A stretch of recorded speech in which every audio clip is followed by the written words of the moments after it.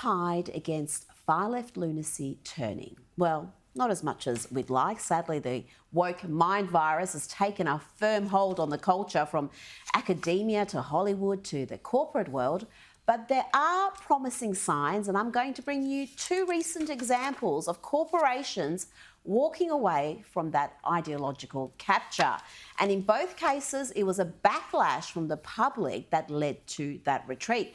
This week, we learned that Disney has delayed the release of its much-mocked Snow White reimagining, you know, the new PC version of the classic fairy tale starring this insufferable girl with the seven dwarves replaced with an ethnically and gender-diverse group of magical creatures to avoid reinforcing stereotypes. That was the explanation from Disney.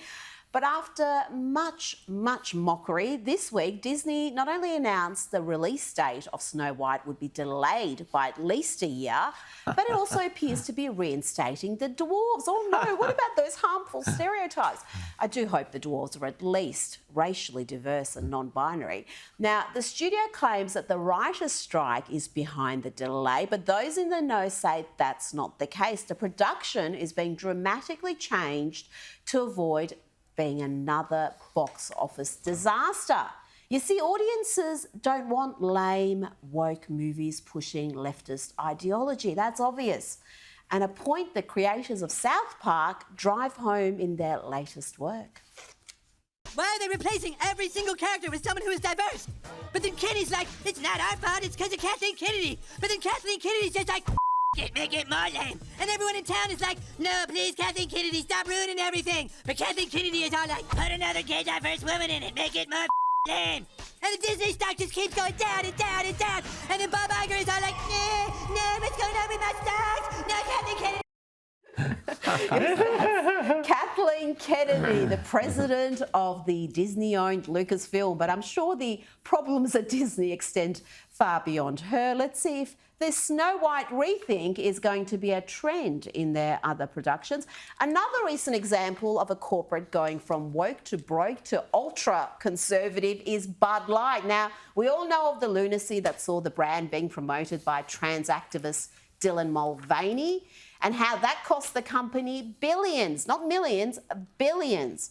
Well, they tried to rebuild their image. There were all sorts of statements released and a number of pro-America, pro-blokey ads, even one starring Taylor Swift's latest dude, Travis Kelce, but all those ads bombed because, one, they were lame and certainly not enough to convince their once loyal customer base to forgive them. So this week, Bud Light went full-blown MAGA. Yes, they teamed up with the most politically incorrect partner possible, the UFC. This is a company led by Dana White. There's nothing PC about the UFC, its fighters, or its fans, or its owners. Coincidentally, this is a hilarious video that Trump posted just 4 days ago featuring him at UFC fights. President Joe Biden also makes an appearance.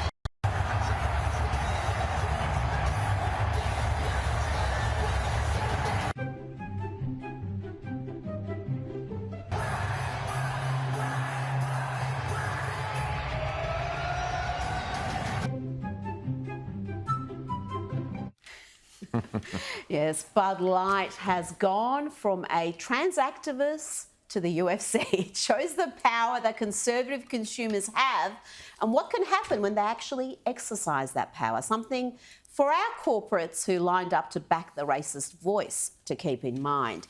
Now, before I go, I want to bring you some footage of protesters who I'm reliably informed are the usual socialist suspects at every leftist protest in Melbourne, from BLM to global warming, who are now turning up to pro-Palestinian rallies to intimidate members of the independent media, including TikTokers, from filming what is really happening. That's TikToker. Let's have a look. Let's have a look at one of these. What are you trying to do? Are you trying to block me off? I'm just getting blocked off. Yep, that's TikToker Mr. Sakant, who has more than 150,000 followers on that platform. And he was trying to film a protest in Melbourne when miscreants decided that they were going to physically stop him. Excuse me. I'm just trying to walk through. I'm just trying to get through here. I've got a barricade against me, my friend. I'm actually just trying to get through. Look at this. Now, those people are physically impeding his progress, his right to walk a public street and film a protest. But far more disturbing than the illiberal, thuggish behaviour of the leftist protesters is the response from Victoria police officers, who, instead of protecting that man's rights, instead join in the intimidation and accuse him of upsetting those who are tormenting him. What are you doing? Filming you. Yeah. Okay. Finding out what you're doing. All right. Yeah. We're just filming. You're not causing any trouble, are you? Well, no, they're not letting me stand where I'm supposed to stand. Just make sure you don't upset people. I'm not upsetting anyone. Cross the line, you haven't moved on. 100%. I want to know what they're doing. We told you, you understand, so you upset people. You know what's going on, okay? I really don't. I honestly do Leave it not. there, we'll leave it to it, but I warned you already. There you go. In Victoria, it's mob rule. Don't go upsetting thugs or the cops will have you. This is what happens when the police force becomes hopelessly politicised.